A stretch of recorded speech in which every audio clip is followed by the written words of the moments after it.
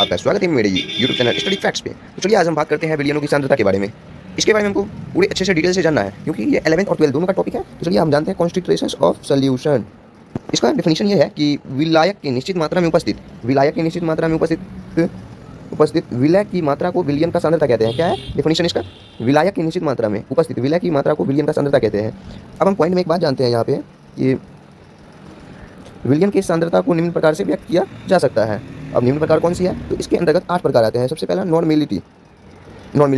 Molarity, जिसे मोलरता के नाम से भी जाना जाता है और इसे कैपिटल एम से सूचित किया जाता है। किसे सूचित किया जाता है? कैपिटल एम से सूचित किया जाता है। अब बात करते हैं हम आगे। दूसरा नंबर पे आती है मोलैलिटी, जिसे मोलरता के नाम से जाना जाता है और इसे स्मॉल एम से सूचित किया जाता है। और तीसरे नंबर पे आते हैं मोल फ्रैक्शन, जिसे एक्स से सूचित किया जाता है। और चौथे नंबर पे आते हैं नॉर्मेलिटी, आते हैं पहले नंबर में। और चौथे नंबर पे नॉर्मल, जिसे हिंदी में नॉर्मलता के नाम से भी जाना जाता है और इसे कैपिटल एन के नाम से जाना जाता है। क्या नाम से? कैपिटल एन के नाम से। पांचवां नंबर पे द्रव्यमान प्रतिशत आता है, जिसे मास भी कहते हैं और इसे W/W से सूचित किया जाता है। छठे नंबर पे आते हैं वॉल्यूम। अब वॉल्यूम को आयतन प्रतिशत से सूचित किया जाता है, जिसे V/V से सूचित किया जाता है। और सातवें नंबर पे मास वॉल्यूम आते हैं, जिसे द्रव्यमान आयतन के नाम से भी जाना जाता है।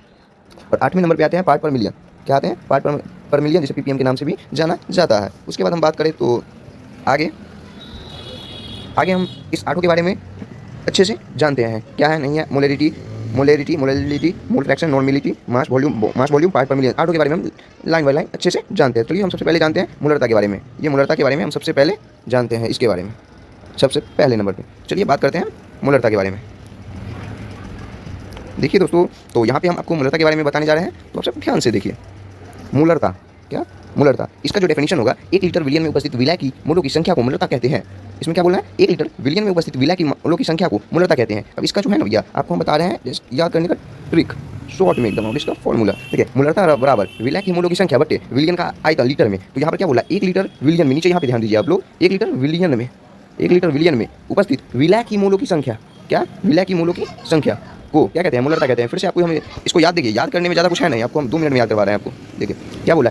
विलियन का आयतन लीटर में, तो यहाँ पर बोलेंगे 1 लीटर विलियन में उपस्थित विलय की मोलों की संख्या को मोलरता कहते हैं। क्या कहते हैं? मोलरता कहते हैं। चलिए याद हो गया। उसके बाद हम इसके बारे में आगे जानते हैं क्या होता है नहीं होता। मोलरता का जो इकाई होता है वो मोल लीटर या और मोल लीटर इनवर्स, और इसे एम से भी सूचित किया जाता है, कैपिटल एम से। उसके बाद हम बात करें तो मोलरता के बारे में बात करते हैं दूसरे नंबर पे। तो इसका जो डेफिनेशन है, मोलरता का जो डेफिनेशन है, 1 kg विलायक में उपस्थित विलय की मोलों की संख्या को मोलरता कहते हैं। क्या है? वहाँ पर था 1 लीटर विलायक में उपस्थित मोलों की संख्या, और यहाँ 1 kg विलायक में उपस्थित विलय की मोलों की संख्या को मोलरता कहते हैं। समझ रहे हैं? उसके बाद हम इसको शॉर्ट में याद कैसे करते हैं ये देखते हैं। यहाँ देखिए मोलरता का सूत्र क्या है?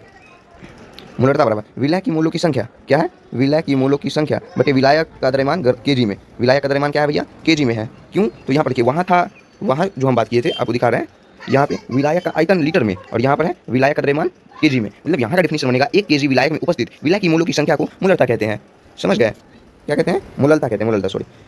विलायक 1 किलो विलायक में उपस्थित विलय की मोलों की संख्या को मोलरता कहते हैं। अब इसका भी इकाई हमको जाना पड़ेगा। तो मोलरता का इकाई होता है मोल kg और मोल kg इनवर्स, और इसे स्मॉल m से भी सूचित किया जाता है। चलिए इस वीडियो को हम यहीं समाप्त करते हैं। और 2 के बारे में आपको डिटेल से बता दिया गया है, इस पर बेसिस क्वेश्चन भी करवाया जाएगा और आपको 6 के बारे में नेक्स्ट वीडियो में बताया जाएगा। तो थैंक यू, मिलते हैं फिर नेक्स्ट वीडियो में।